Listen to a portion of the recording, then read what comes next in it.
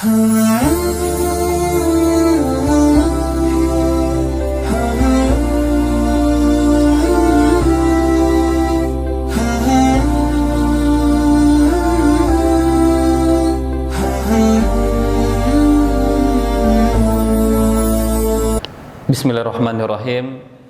Assalamualaikum warahmatullahi wabarakatuh. Alhamdulillahi wa kafa wassalatu wassalamu ala nabil mustafa. Para asatiz, guru dan karyawan perguruan Yayasan Wakaf Arisalah yang dimuliakan oleh Allah. Alhamdulillah, kembali pagi hari ini kita bersyukur. Kita kembali mengulang-ulang kalimat tahmid, kalimat alhamdulillahirabbil alamin. Segala puji bagi Allah, Rabb semesta alam. Kalimat tahmid atau kalimat alhamdulillah merupakan di antara zikir yang sangat sering kita baca dalam keseharian kita. Sadar ataupun tidak sadar, kita sangat sering membaca alhamdulillah. Paling minimal kalau seandainya kita hanya sholat wajib, maka pasti kita akan membaca alhamdulillah sebanyak 17 kali. Dalam setiap rakaat sholat kita membaca Al-Fatihah, dan salah satu ayatnya adalah alhamdulillahirabbil alamin. Maka paling sedikit seorang muslim yang melaksanakan sholat 5 waktu akan membaca alhamdulillah sebanyak 17 kali. Itu kalau hanya sholat wajib. Dan tentu kita tidak hanya sholat wajib, ada sholat rawatib, ada sholat tahajud, ada sholat duha, ada sholat-sholat yang lain. Maka secara otomatis alhamdulillah ini lebih dari 17 kali kita baca. Apalagi dari duduk kita berdiri, ketika berdiri baca alhamdulillah. Dari berdiri kita duduk, bisa duduk kita baca alhamdulillah. Mau berangkat sampai di tujuan baca lagi alhamdulillah. Maka alhamdulillah ini seperti artinya itu segala puji bagi Allah. Itu artinya pengakuan dari kita kalau segala sesuatu yang ada pada kita itu berasal dari Allah. Itu pemberian dari Allah. Itu maksud dari alhamdulillah. Segala puji bagi Allah, Allah yang berikan kesehatan. Alhamdulillah, segala puji bagi Allah, Allah yang berikan kekuatan. Alhamdulillah, segala puji bagi Allah, Allah yang memberikan harta kekayaan. Nah, itu luar biasa makna dari kata alhamdulillah. Maka setiap sholat kita baca, setiap kesempatan kita baca. Dan pengakuan dari kita melalui alhamdulillah, segala sesuatu itu adalah pemberian dari Allah. Ini hal yang paling sederhana, misalnya ketika berbuka. Ketika berbuka kemarin yang berbukanya di masjid minum es oyen. Sepertinya tidak ada yang mengatakan kalau es oyen itu pahit rasanya. Tidak ada. Semua yang berbuka kemarin mengatakan es oyen itu rasanya manis. Salah satu nikmat Allah, sesuatu yang manis kita rasakan manis. Ada pula orang yang berbuka minum satu gelas teh, gulunya 3 sendok, pas diminum pahit rasanya. Gulu 3 sendok, airnya sagale, tehnya cie, rasanya pahit. Kurang satu nikmat yang diberikan oleh Allah. Artinya ketika sesuatu yang manis kita rasakan manis, kita mendapatkan nikmat dari Allah. Misalnya ketika sahur tadi, makan gulai, kemudian makan dendeng pakai cabai. Tidak ada yang mengatakan cabai itu manis rasanya. Tidak ada. Tidak ada yang mengatakan cabai itu pahit rasanya. Tidak. Semua mengatakan cabai ini rasanya pedas, padeh. Itu nikmat Allah. Yang pedas kita rasakan pedas, itu nikmat dari Allah. Nikmat lain yang paling sederhana itu, ada orang agar bisa tidur itu harus minum obat tidur yang harganya mahal. Kemudian tidur pun harus di spring bed yang tebal. Selimut pun harus lembut. Allah ube maha, spring bed maha, selimut lembut, yang matu lalu payah aja.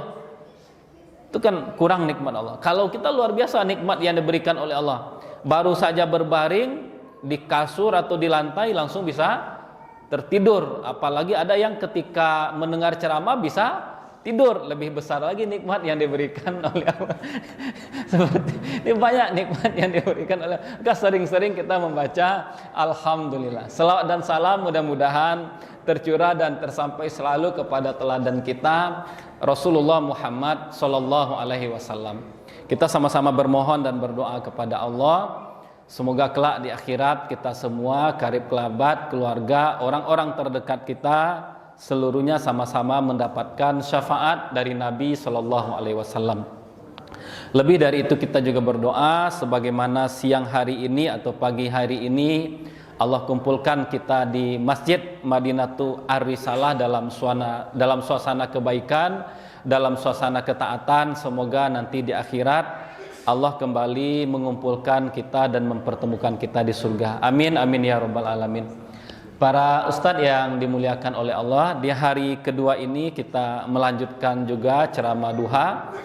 Kalau hari pertama kemarin Ustadz Fauzan menyampaikan tentang fikih i'tikaf, pada hari kedua ini kita akan menyampaikan salah satu hal yang paling berharga, hal yang paling bernilai, hal yang paling diburu-buru di bulan Ramadan. Kira-kira apa yang paling diburu di bulan Ramadan? Nah, semua kita di bulan Ramadan berburu Lailatul Qadar. Kalau kami ketika kuliah di Mesir dulu, di samping Ramadan ini berburu Lailatul Qadar, juga namanya berburu musa'adah. Musa'adah itu artinya bantuan. Bantuan dari para dermawan, bantuan dari para donatur. Kadang ada undangan ke rumah-rumah, mereka berbagi musa'adah. Kemudian ada masjid-masjid tertentu yang harta, yang pengumpulan zakatnya memang sengaja dibagikan pada bulan Ramadan dan dibagikan kepada para mahasiswa. Jadi bulan Ramadan di samping berburu Lailatul Qadar juga berburu musa'adah. Di samping berburu musa'adah ada juga namanya berburu Maidatur Rahman. Maidatur Rahman itu maidah itu artinya hidangan. Ar-Rahman Tuhan yang Maha Penyayang. Hidangan dari Tuhan yang Maha Penyayang. Karena sebahagian besar masjid di Mesir setiap bulan Ramadan ketika berbuka menyediakan hidangan berbuka, tidak hanya takjil dan makan berat. Maka bagi kita para mahasiswa, bulan Ramadan ini benar-benar bulan berkah. Ada musa'adah, ada penghematan untuk biaya berbuka. Jadi selama Ramadan tidak perlu memasak di rumah, cukup datang ke masjid-masjid. Jadi hemat selama bulan Ramadan. Uang masuk ada, uang keluar berkurang, benar-benar mendatangkan berkah. Nah, para ustadz yang dimuliakan oleh Allah, terkait dengan Lailatul Qadar yang dalam hadis kan disebutkan, kata Nabi, taharrau Lailatul Qadri fil ashril awakhir min Ramadan.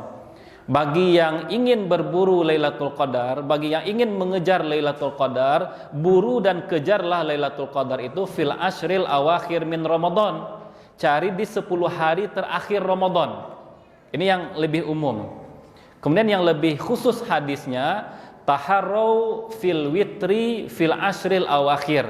Cari Lailatul Qadar itu pada malam-malam ganjil di 10 hari terakhir Ramadan. Jadi kalau ingin secara umum di 10 hari terakhir.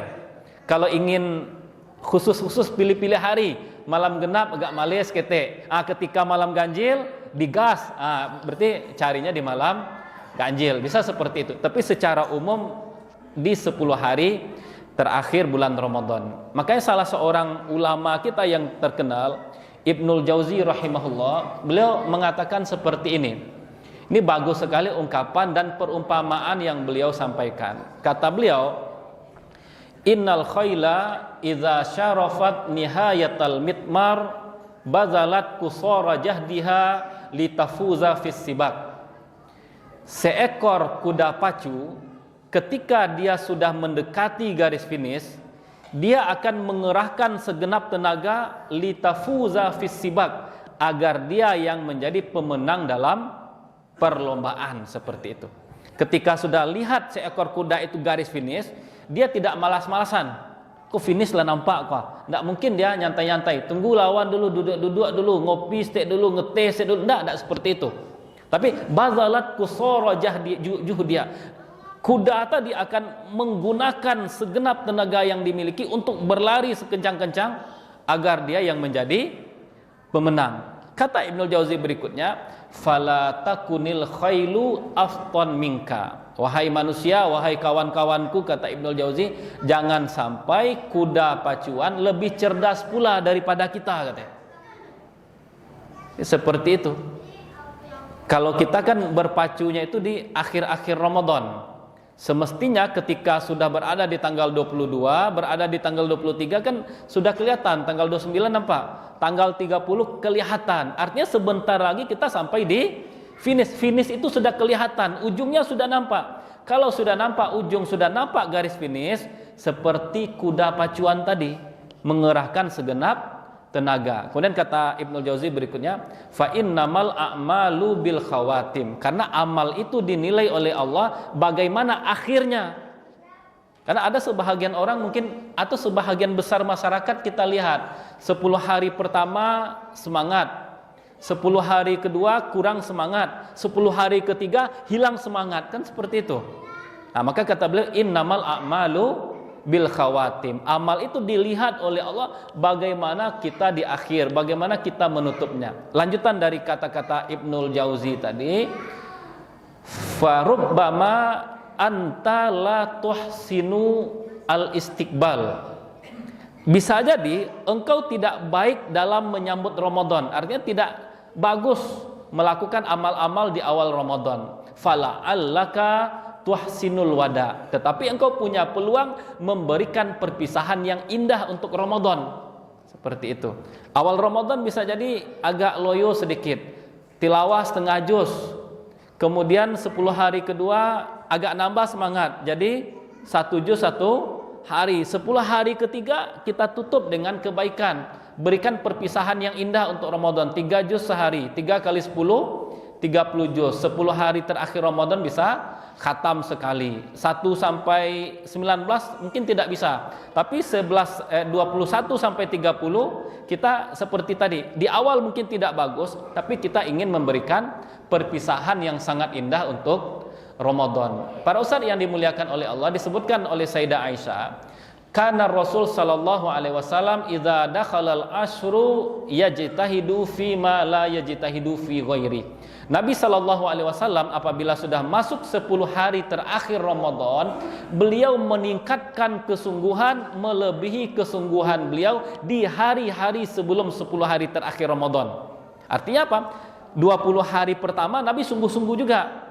Tetapi kalau sudah masuk malam ke-21, masuk hari ke-21 Ramadan, kesungguhannya tadi dilipat gandakan oleh Nabi. Seperti kuda pacuan yang melihat garis finish. Kita mau sampai garis finish, masa kedahuluan sama orang? Masa enggak kita yang pertama? Nah, ini yang diajarkan oleh Nabi Shallallahu Alaihi Wasallam. Para ustaz yang dimuliakan oleh Allah, kita lihat dalam hadis yang lain, atau kita lihat dulu di antara keutamaan Lailatul Qadar ini apa saja. Ana yakin kita semua kan hafal surat Al-Qadar, hafal semua surat Al-Qadar. Inna anzalnahu fi lailatul qadar. Wa ma adraka ma lailatul qadar. Lailatul qadri khairum min alfi syahr. Tanazzalul malaikatu warruhu fiha biidzni rabbihim min kulli amr. Salamun hatta matla'il fajar. Jika kita lihat di surat Al-Qadar ini saja, kita akan menemukan beberapa kemuliaan yang terdapat pada malam Lailatul Qadar. Keutamaan yang pertama di ayat pertama. Inna anzalnahu fi lailatul qadar. Sesungguhnya kami menurunkannya pada malam Lailatul Qadar atau pada Lailatul Qadar. Apa yang diturunkan oleh Allah pada malam Lailatul Qadar? Inna anzalnahu. Apa yang diturunkan oleh Allah pada malam Qadar? Al-Quran. Nah, keutamaan pertama Lailatul Qadar itu adalah Allah menurunkan Al-Quran pada Lailatul Qadar. Terlepas dari perbedaan pendapat ulama, yang turun itu adalah sekalian dulu ke langit dunia, atau Al-Quran itu turun pertama di bulan Ramadan, tanggal 17 Ramadan, surat Al-Alaq. Yang jelas Al-Quran itu Allah turunkan pada malam Lailatul Qadar. Para ustaz yang dimuliakan oleh Allah, ini terkait dengan Al-Quran dan Lailatul Qadar ini kita lihat suatu hubungan yang sangat dinamis. Kemuliaan bertemu dengan kemuliaan. Al-Quran ini kan seperti ini. Kitab suci Allah yang paling mulia itu adalah Al-Quran. Rasul Allah, utusan Allah yang paling mulia itu adalah Nabi Muhammad. Malaikat Allah yang paling mulia itu adalah malaikat Jibril. Bulan yang paling mulia di antara 12 bulan adalah bulan Ramadan. Di bulan Ramadan ada satu malam yang malam ini lebih mulia dari malam-malam lain Ramadan, yaitu malam Lailatul Qadar. Ini hubungannya luar biasa. Allah menurunkan kitab sucinya yang paling mulia yaitu Al-Quran kepada nabinya yang paling mulia yaitu Nabi Muhammad melalui malaikatnya yang paling mulia, malaikat Jibril, pada bulan yang paling mulia, bulan Ramadan. Di bulan Ramadan diturunkan pada malam yang paling mulia yaitu malam Lailatul Qadar. Maka berlipat ganda keutamaan Al-Quran. Maka tidak heran juga kita melihat orang-orang yang dekat dengan Al-Quran itu benar-benar dimuliakan oleh Allah. Orang yang benar-benar akrab dengan Al-Quran, gak ada mereka yang mengalami kehinaan dalam hidup mereka, pasti dimuliakan oleh Allah. Cerita ketika kami kuliah di Mesir itu kami tinggal di lantai 4. Kemudian ke bawahnya itu ada masjid dekat. Suatu hari di musim dingin, dia perbedaan antara musim dingin dengan musim panas. Kalau musim dingin itu siangnya pendek, malamnya panjang. Kalau musim panas, malamnya pendek, siangnya panjang. Bisa kita sholat isya setengah 9 atau jam 9 kalau musim panas. Tapi kalau musim dingin, sholat maghrib bisa jam 5. Ini buka puasa jam 5 karena siangnya pendek. Ini suatu hari di musim dingin, selesai kami dari sholat maghrib di masjid di bawah rumah, naik ke atas. Karena siang itu pendek, jarak antara maghrib ke isya itu terasa singkat. Baru aja mulai naik ke atas, cerita sebentar, terdengar azan isya. Apa kata kawan, kecek kawan seperti onde mandel azan, lu lihat sholat doang. Baru saja rasanya melaksanakan sholat maghrib, baru mulai cerita, baru duduk, kemudian terdengar azan isya. Kecek kawan onde mandel azan, lo turun ke bawah sholat balik. Itu rata-rata komentar. Ada satu orang adik kelas, dia bagus komentarnya. Mendengar azan itu bukan seperti itu komentar kita. Ketika mendengar azan, mestinya komentar kita adalah alhamdulillah sudah azan, bisa turun lagi sholat, bisa lagi berkomunikasi dengan Allah, bisa lagi meminta kepada Allah. Mestinya itu yang kita ucapkan. Dan ana renung-renungkan, ternyata kita juga bisa seperti adik kelas yang soleh ini.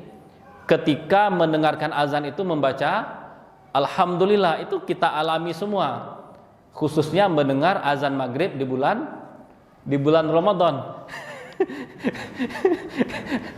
Azan maghrib di bulan Ramadan, setiap kita akan mengucapkan alhamdulillah. Itu rata-rata seperti, tapi tidak tahu kalau azan isya, tidak tahu azan subuh, tidak tahu azan zuhur, tidak tahu azan asar, tidak tahu. Tetapi kalau azan maghrib di saat bulan Ramadan, sepakat semua kita membaca alhamdulillah. Enggak tahu alhamdulillah untuk bisa sholat atau alhamdulillah bisa berbuka puasa. Yang jelas kita bisa membaca alhamdulillah. Yang menarik para ustadz yang dimuliakan, adik kelas tadi itu yang mengingatkan kita, kalau dengar azan itu bukan onde-mande sembahyang balik, bukan.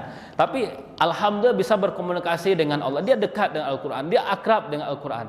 Karena dia dekat dengan Al-Quran, akrab dengan Al-Quran, sekarang itu dia menjadi imam masjid di salah satu masjid di Abu Dhabi.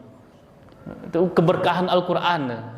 Karena Al-Quran tadi kitab suci yang mulia, diturunkan pada Nabi yang mulia, melalui malaikat Allah yang paling mulia, pada bulan yang paling mulia, pada malam yang sangat mulia.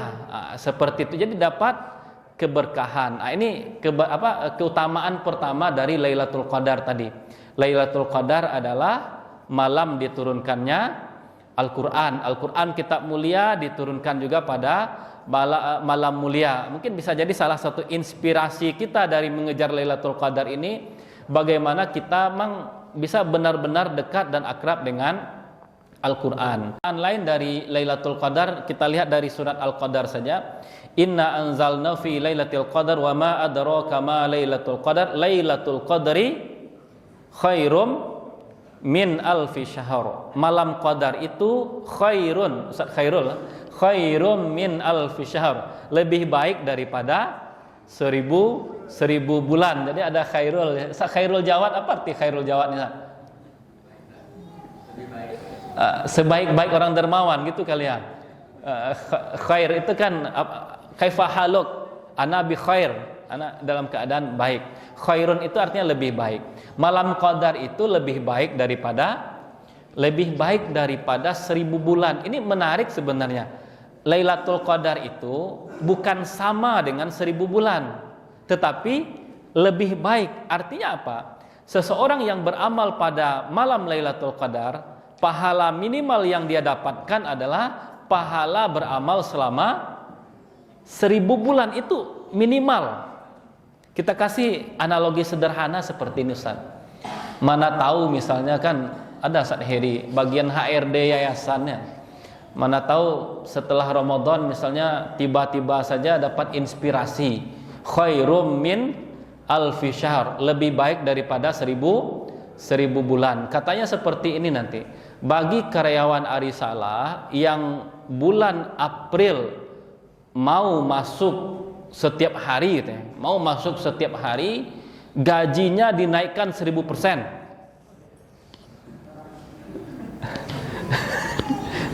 Kalau ada seperti itu misalnya, atau bulan Mei nanti karyawan Arisalah, guru Arisalah, Ustadz Arisalah, termasuk hari Ahad nih, hari Senin sampai hari Ahad 31 hari, mau masuk selama sebulan di jam kerja, gajinya dinaikkan 1000%. Kira-kira ada enggak di antara kita yang mau mengambil libur hari Ahad? Ini 1000% naik gaji. Kira-kira ada di antara kita yang mau ana izin cuti lah hari Ahad gitu. Berarti hangus. Ada nggak di antara kita yang mau izin cuti atau izin atau sakit hari Ahad? Sakit-sakitnya badan berusaha datang ke Arisalah karena gaji naik 1000%. 1000% berapa kali lipat tuh? 10 kali lipat. Nah, ya 10 kali lipat kan? 10 kan, anggaplah gajinya 3 juta. 3 kali 10 30 juta. Anda nggak mau libur? Kalau seandainya ada seperti itu. Jadi Lailatul Qadar itu seperti itu para ustadz yang dimuliakan oleh Allah. Allah memberikan kemuliaan kepada kita. Ini waktunya kan sudah detail nih, sudah dijelaskan oleh Nabi. Bukan dari tanggal 1 sampai tanggal 30, tapi carilah Lailatul Qadar itu dari malam 21 sampai malam 30. Berapa hari cuman? 10 hari atau 10 malam. Kalau untuk mendapatkan gaji 1000 kali lipat 30 hari tadi. Itu pun kalau iya, tapi kemungkinan besar enggak kan? Itu kan kalau iya, tapi kemungkinan besarnya enggak. Ini pasti nih dalam waktu 10 hari, 10 malam, siapa yang berjodoh dengan salah satu malam ganjil di 10 hari terakhir Ramadan, Allah berikan kemuliaan beramal satu malam nilainya sama dengan 1000 bulan atau 83 tahun sekian bulan. Ini kan kasih sayang luar biasa yang diberikan oleh Allah. Maka kita kembali lagi kepada Ibnul Jauzi tadi. Kuda pacuan ketika sudah melihat garis finish, dia nggak akan berleha-leha, akan mengerahkan segenap tenaga agar dia yang menjadi pemenang. Kita ini mungkin yang para ustadz yang dimuliakan oleh Allah, bagaimana mempertahankan semangat untuk meraih Lailatul Qadar tadi. Lailatul Qadri khairum min alfi syahr. Kan 83 tahun. Kita nggak kebayang 83 tahun usia seseorang, selama 83 tahun sehari itu 24 jam, 24 jam itu isinya amal soleh saja. Kan seperti itu. Kita mungkin itu dari jago lalu tadi entahlah bara lo doso. Ini yang 1000 bulan itu artinya apa? Usia dia 1000 bulan, dalam sehari 24 jam itu nggak ada dosa satupun. Semuanya adalah nilai pahala, semuanya ada nilai-nilai kebaikan. Itu nggak terbayang. Ini kalau kita lihat memang Allah itu benar-benar sayang kepada kita, benar-benar ingin semua hambanya mendapatkan kebaikan. Lailatul Qadri khairum min alfi syahr. Malam Qadar itu lebih baik daripada 1000 bulan. Ini harapan kita bersama, dapat kita yang 1000 bulan itu. Nah, kemudian kita lihat di ayat berikutnya, tanazzalul malaikah. Malaikat turun, warruhu, dan malaikat Jibril secara khusus. Para malaikat turun disebutkan secara khusus malaikat Jibril karena malaikat Jibril adalah pimpinan dari para malaikat, sama seperti kita memberikan sambutan, yang dihormati A, yang dihormati B, kemudian yang dihormati seluruhnya, seperti itu. Maka disebut di sini tanazzalul malaikatu waruhu fiha. Pada malam itu malaikat-malaikat turun dan malaikat Jibril sebagai pimpinan para malaikat juga turun. Ini menunjukkan keberkahan yang luar biasa. Ketika para malaikat turun itu artinya ada keberkahan. Analogi sederhananya seperti ini. Presiden datang berkunjung ke Arisalah lengkap dengan para menteri. Seperti itu. Presiden datang berkunjung ke Arisalah lengkap dengan para menteri. Kok bisa datang ke Arisalah? Kok lengkap dengan para menteri? Artinya ada sesuatu yang mulia di Arisalah. Kadang sudah diberikan undangan ke presiden, tidak presiden datang, tidak wakil presiden datang, antara nomor-nomor barang, tidak menteri puluh datang. Ini yang datang presiden, wakil presiden datang dengan menteri-menteri. Seperti itu yang terjadi pada malam Lailatul Qadar. Para malaikat turun, malaikat Jibril sebagai pimpinan malaikat juga ikut turun. Artinya ada keberkahan yang luar biasa. Kemudian di akhir ayat kata Allah, Salamun hiya hatta matla'il fajar. Maka malam itu sampai fajarnya, sampai subuhnya mengandung kedamaian, mengandung keselamatan, mengandung ketentraman. Maka tidak mustahil orang yang mendapatkan Lailatul Qadar ketika paginya perasaannya itu berbeda dengan hari-hari biasa. Karena ada salam tadi, ada kedamaian. Para ustadz yang dimuliakan Allah, terkait dengan kedamaian ini kan sesuatu yang kita rasakan di hati. Setiap kita kan punya beban pekerjaan. Setiap kita punya beban masalah. Kepala punya beban pekerjaan, wakil kepala punya, kita yang guru-guru, kita yang staf punya beban semua. Ketika nanti hari Rabu pukul 13.00, bagaimana kira-kira perasaan kita? Setelah pembagian paket Ramadan. Nggak ada masuk kantor, nggak ada harus ngerjain ini, apa yang terasa sama kita? Perasaan itu plong. Sama seperti Ustaz Musrif ketika anak-anak pulang hari Jumat sore itu luar biasa. Coba berjalan itu bang, nampak mobil di depan tuh nampak. Selama ini ketika ada anak-anak nampak mobil, mungkin motor, nampak motor kirain mobil, seperti itu. Karena ada beban. Malam Qadar itu seperti itu juga. Salamun hiya hatta matla'il fajar. Ada kedamaian, ada ketentraman yang dirasakan. Jadi bagaimana cara mengukur kita dapat atau tidak dapat Lailatul Qadar? Paginya kalau tenang hati insyaallah. Tapi kalau malamnya came, malamnya banyak pikiran, siangnya atau paginya banyak pikiran, alun dapet. Atau jangan-jangan sudah ada di antara kita yang hatinya tentram, damai, subuh tadi. Lama sih lalu pas berzikir.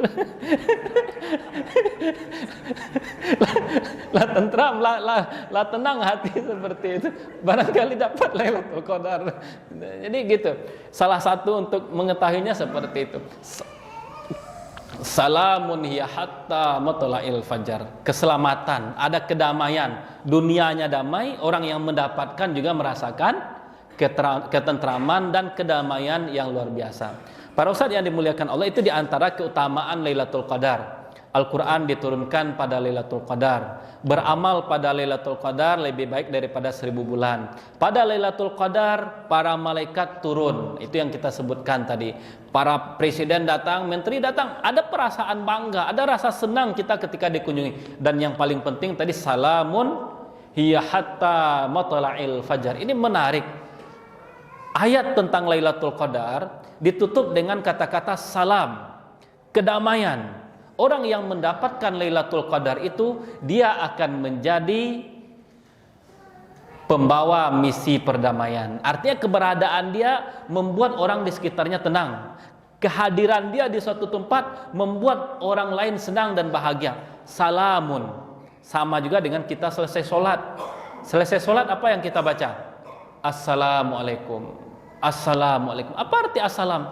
Keselamatan, kedamaian. Orang yang selesai sholat, mestinya selesai sholat itu dia membawa kedamaian kepada orang sekitar. Orang yang selesai sholat, assalamualaikum, selesai sholat mestinya dia tidak menyakiti hati orang lain setelah sholat. Itu arti assalamualaikum setelah sholat. Kan kita lihat ibadah-ibadah luar biasa itu ditutup dengan assalam. Orang yang sukses dalam beribadah, sukses dalam meraih Lailatul Qadar, kehadiran dia mendatangkan kedamaian. Dia tidak menyakiti hati orang lain. Orang yang benar-benar dalam sholat, assalamualaikum. Orang kanan dia, orang kiri dia, orang depan dia, orang belakang dia tidak tersakiti oleh dia, merasa tentram, merasa aman bersama dia. Itu salamun ya hatta matla'il fajar. Yang terakhir ingin kita sampaikan pada ustaz yang dimuliakan Allah. Apa yang dilakukan oleh Nabi SAW dalam meraih Lailatul Qadar? Hadis yang diriwayatkan oleh Imam Bukhari, Imam Muslim dari Sayyidah Aisyah juga, kata Sayyidah Aisyah, kana Rasul sallallahu alaihi wasallam idza dakhala al-ashru ahya al-lail wa ayqadha ahla wa jadda wa shadda mizarah. Nabi sallallahu alaihi wasallam ketika sudah berada di 10 hari terakhir Ramadan, beliau ahya al-laila. Beliau menghidupkan malam-malam Ramadan. Yang pertama, wa ayqadha ahla, dan membangunkan keluarga, wajadda, dan bersungguh-sungguh, wasadda mi'zarah, dan mengencangkan ikat pinggang beliau. Kita fokus ke nomor 1 dan nomor 2 saja. Ahyal laila sama aiqadha ahla. Nabi menghidupkan malam.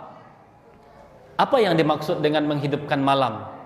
Yang dimaksud dengan menghidupkan malam itu adalah lebih banyak bangunnya daripada tidurnya. Itu yang dimaksud dengan menghidupkan malam. Artinya apa? Nabi SAW kalau sudah berada di 10 hari terakhir Ramadan, malam itu lebih banyak untuk berjaga daripada untuk tidur. Ana rasa kita malam tadi sudah bisa seperti itu. Sudah bisa sedikit-sedikit meniru Nabi SAW. Rata-rata tidur mungkin malam tadi jam 11. Kemudian bangun jam 3. 11 ke 3 berapa? 12, 1, 2, 3. Kan ada 4 jam. Kita hitunglah bangun kita dari Isya, hitung malam. Kita beribadah, tarawih hitung, Isya hitung, 8 ke 11 ada 3. Kemudian 3 ke 5 ada berapa? Ada 2. Berarti tadi 8 ke 11 ada 3, 3 ke 5 ada 2, 5 jam. Tidurnya berapa? 4. Berarti bisa kita masuk 60 40. Nah, itu yang dimaksud dengan menghidupkan malam. Menghidupkan malam itu artinya lebih banyak bangunnya daripada tidur. Jadi yang akan mendapatkan Lailatul Qadar siapa? Yang malam Lailatul Qadar itu lebih banyak tidurnya daripada bangunnya, atau lebih banyak bangunnya daripada tidurnya? Itu dia, untuk mendapatkan Lailatul Qadar tadi seperti itu. Lebih banyak bangunnya untuk beribadah daripada tidurnya. Itu yang dilakukan oleh Nabi SAW. Sekarang kita lihat beberapa hal yang dilakukan oleh Nabi untuk ihya'ul lail, untuk menghidupkan malam. Hal pertama yang biasa dilakukan oleh Nabi untuk menghidupkan malam, dan ini juga kita sudah lakukan, alhamdulillah. Ana rasa meskipun agak capek kita tadi malam, agak terasa lelah, tapi ada kepuasan batin yang kita rasakan setelah sholat tahajud 4 rakaat ditambah witir 3 rakaat. Ini kan luar biasa. Kalau awak sholat seorang, mungkin kita mulai sholat malam tadi jam berapa? Setengah 4. Anggaplah setengah 4 lewat 5. Selesai jam 4 lewat 5. Berarti kita sholat berapa menit tadi malam? 30 menit, setengah jam. Ini kan luar biasa. Bisa kalau kita sendiri di rumah kira-kira berapa lama kita sholat? Baca inna ataina cek, baca qul huwallah, kan baca inna 15 menit itu paling lama. Tetapi malam tadi ini kan luar biasa. Ada kenangan baru, ada pengalaman baru yang kita rasakan. Tetapi itu tentu belum seberapa jika dibandingkan dengan apa yang dilakukan oleh orang di Arab sana. Kami ketika di Mesir, para ustadz yang dimuliakan Allah, itu sudah jadi tradisi saja. Masjid besar itu mereka melaksanakan sholat tarawihnya 1 juz 1 malam. Biasanya kalau sudah masuk malam 21 agak digas sedikit, dilebihkan 1 juz. Kenapa dilebihkan 1 juz? Karena target khatamnya di malam 27. Mereka nggak khatam di malam 29, nggak khatam di malam 30. Mereka akan khatam di malam 27. Karena bagi orang Mesir, malam 27 itu adalah peringatan Lailatul Qadar. Maka Al-Quran itu dikhatamkan pada malam 27. Nanti selesai khatam, yang paling ramai itu nanti di Mesir, nama masjidnya Masjid Amr bin As. Sudah ada foto Islam di sana. Masjid Amr bin As. Masjid Amr bin As kalau malam 27 atau hari malamnya malam 27 Ramadan, itu kita kalau berangkat ke sana sholat zuhur, kita pasti sudah berada di tepi jalan. Karena orang dari subuh sudah memenuhi malam 27. Yang dikejar di sana itu adalah khatam Al-Qur'annya, kemudian doa kunut. Doa kunut yang dipimpin oleh Syekh Jibril. Doa kunutnya 45 menit. Salat tarawih dan witirnya 40 menit, ditambah nanti berdiri kunutnya itu 30 sampai 45 menit. Nanti kita cari di YouTube. Salat tahajud malam 27 di Masjid Amr bin As. Seperti itu yang dilakukan oleh mereka. Tarawihnya 1 juz. Kita tarawih semalam setengah halaman, Asad. Setengah halaman kali 8 berarti 4 halaman ya. 4 halaman berarti 1/4 juz, 1/5 juz. Kalau mereka itu sholatnya 1 juz. Kemudian di Mesir juga tradisinya itu mulai tahajud itu malam 16. Malam 16 sudah mulai tahajud. Tarawih kan dari malam pertama sejuz. Mulai malam ke-16 separuh kedua Ramadan itu mulai tahajud. Tahajudnya dibaca berapa juz? 2 juz. Karena targetnya nanti di akhir Ramadan khatam tahajud sekali, khatam tarawih sekali. Imamnya tidak tukar-tukar.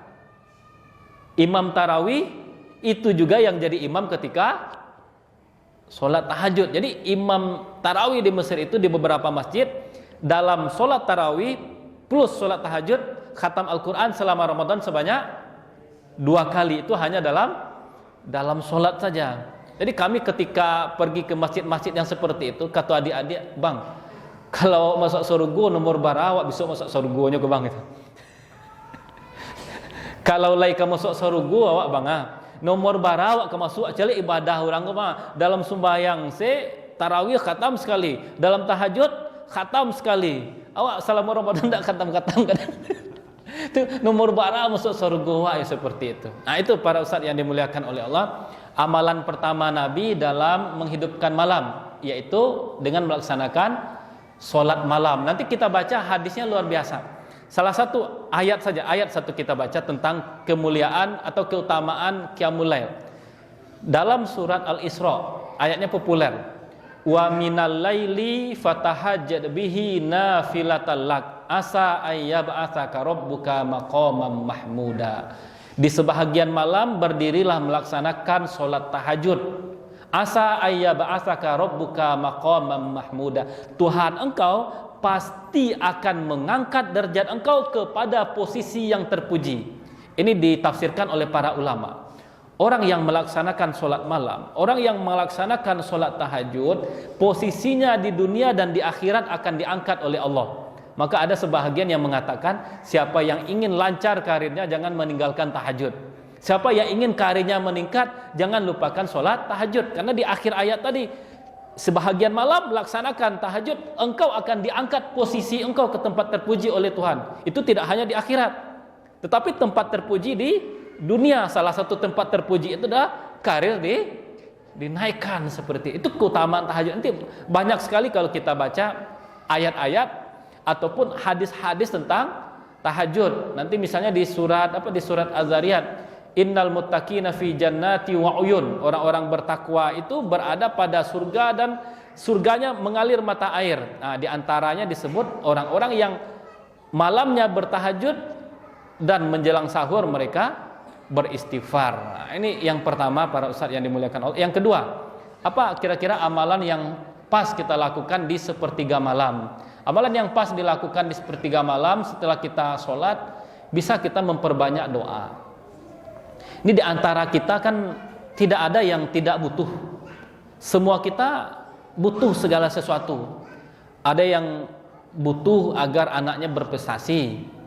Ada yang butuh mungkin agar rezekinya dilapangkan oleh Allah. Kita kadang seperti ini, usaha sudah maksimal, anak lah di berang-berang tapi madaya gitu kan. Lah macam-macam cara mengingatkan anak yang anakku madaya. Usaha maksimal, bekerja gitu ya, bekerja sudah maksimal tapi raso-raso masih kurang apa yang didapatkan. Bisa jadi setelah usaha maksimal, usaha sudah banyak, satu-satunya yang kurang adalah doa.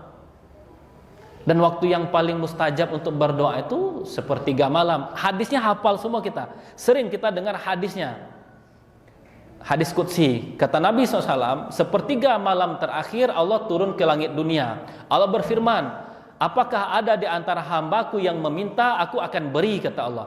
Apakah ada di antara hambaku yang berdoa, aku akan kabulkan, kata Allah. Apakah ada di antara hambaku yang memohon ampun, aku akan ampunkan, kata Allah.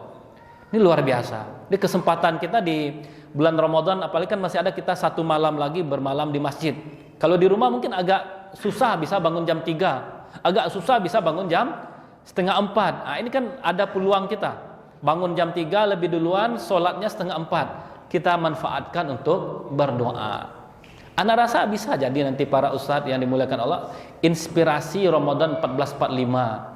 Ana 1445 itu berdoa kepada agar seperti ini, agar bersungguh-sungguh doa ketika i'tikaf, bersungguh-sungguh berdoa ketika di Masjid Madinatul Arisalah. Alhamdulillah selama ini ana sudah berdoa seperti itu belum dikabulkan oleh Allah, tetapi ketika malam Ramadan ana berdoa, doa itu dikabulkan oleh Allah. Kan banyak minta kepada Allah, minta sehat, minta iko. Mana tahu berjodoh kita dengan Lailatul Qadar. Mana tahu berjodoh kita dengan dengan waktu-waktu dikabulkannya doa oleh Allah. Maka tadi kata Allah, siapa yang minta dia aja Allah. Siapa yang berdoa dikabulkan. Siapa yang minta maaf, siapa yang minta ampun diampuni. Apalagi yang kita cari seperti itu, luar biasa. Ini yang kedua. Yang ketiga yang sangat penting juga mungkin kita lakukan di malam Ramadan itu adalah istighfar. Istighfar menjelang sahur. Wal mustaghfirina fil ashar. Orang-orang yang di waktu sahur mereka beristighfar. Nah, ini dipuji juga oleh Allah. Waktu sahur itu kapan? Waktu sahur itu lebih kurang jarak sahur ke azan itu 40-45 menit. Berarti mulai sahur itu jam 4.15. Jadi apa amalan yang paling bagus? 4.15 sampai jam 5 waktu subuh itu amalan yang paling bagus ketika itu adalah beristighfar. Mohon ampun. Ana rasa kita juga perlu coba para ustadz yang dimuliakan oleh Allah. Di Ramadan kali ini ketika istighfar tuh agak menetes pula air mata kita agak sekali gitu. Kita nggak tahu, mungkin kalau kita tanya-tanya kepada diri kita, kapan kita terakhir meneteskan air mata karena ingat kesalahan?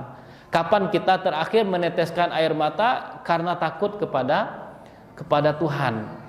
Coba kita lihat kan ada hadis 7 golongan yang mendapatkan naungan di akhirat.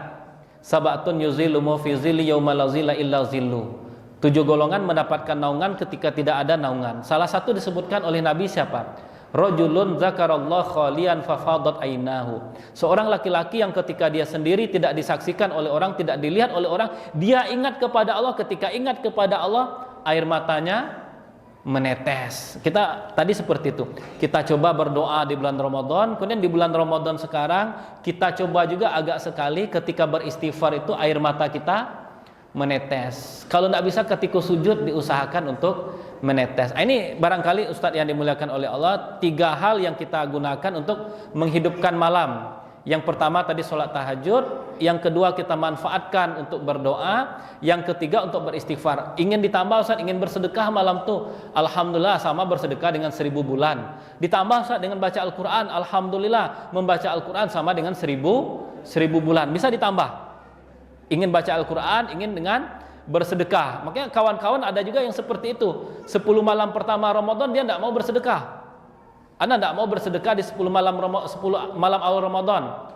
Ana bersedekah hanya di 10 hari terakhir Ramadan. Mana tahu bertemu dengan Lailatul Qadar. Jadi ingin bersedekah para ustadz yang dimuliakan Allah, 10 malam terakhir bersedekah 5.000. Berarti bersedekah 5.000 kali 1000 bulan seperti. Ada yang jadi ada seperti itu. Sengaja memilih waktu bersedekah itu ada juga yang mungkin ingin membayar zakatnya sengaja bayar zakatnya di malam-malam ganjil di 10 hari terakhir Ramadan, mana tahu berjodoh dengan Lailatul Qadar. Kemudian yang kedua nih yang dilakukan oleh Nabi tadi kan menghidupkan malam. Yang kedua apa? Wa aiqadha ahla.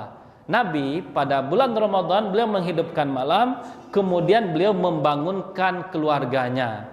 Arti membangunkan keluarga ini bukan sekedar dia jago le sembahyang. Nah, artinya apa? Nabi ingin ketaatan itu dilakukan sama-sama dalam berkeluarga. Nabi ingin mengajarkan kepada kita ketika kita masuk surga, satu keluarga itu masuk surga, itu maksudnya.